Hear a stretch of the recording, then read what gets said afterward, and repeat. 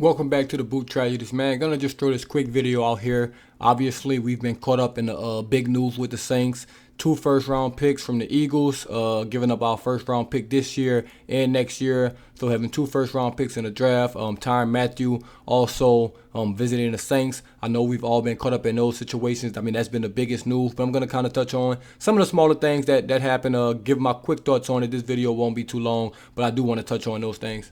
And before we get to that, I do want to touch on Matheiu visit with the Saints. He did meet with the Saints today. Nothing changed. He didn't sign. He just toured the facility, kind of met with the coaches and Mickey Loomis. Nothing came of that. Hopefully, that was a step in the right direction, though, and we can get him in, with this team and all. I mean, the biggest holdup right now, from what I'm hearing, what I'm seeing, is that Matheiu wants a certain number. The Saints won't go over a certain number. The Saints always stick to their guns, when it comes to that. You can see Marcus Williams. So the Saints have a number. Tyron has a number.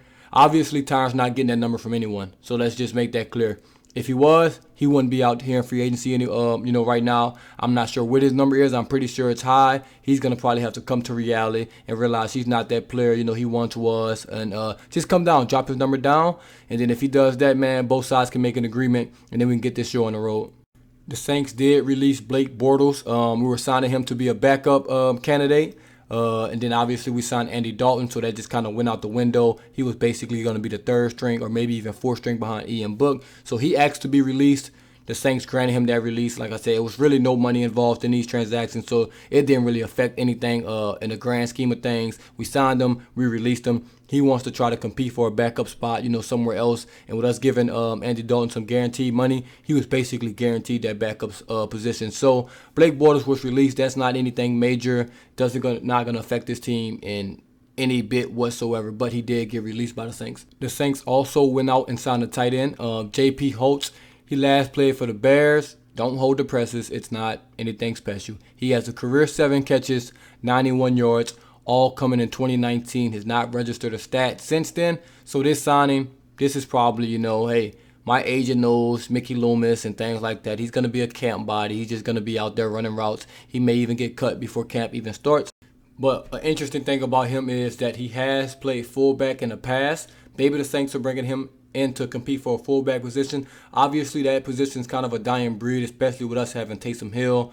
But if you bring a fullback in with tight end, capabilities, he's got good hands, he can block. He may have a chance of making this team just because, you can use him to pass, catch and roll, play actions, send him to the flats. You have a guy you can trust to, catch the ball, not drop the ball and things like that. So his best chance of making this team will definitely be in the fullback role. But, the fullback role is in the NFL is a dying art. So if he wants to make the team in that capacity, that's probably his best bet. Won't be any film breakdowns on him. I'll tell you that. Also, Charlton, I did mention that, but come on, Saints. Let's get one thing straight. You announced Taco on a Monday. Give me a break. Tuesday was right there. Just wait a couple hours. You could have announced Taco on Taco Tuesday, man. But hey, we signed Charlton. Just a defensive end.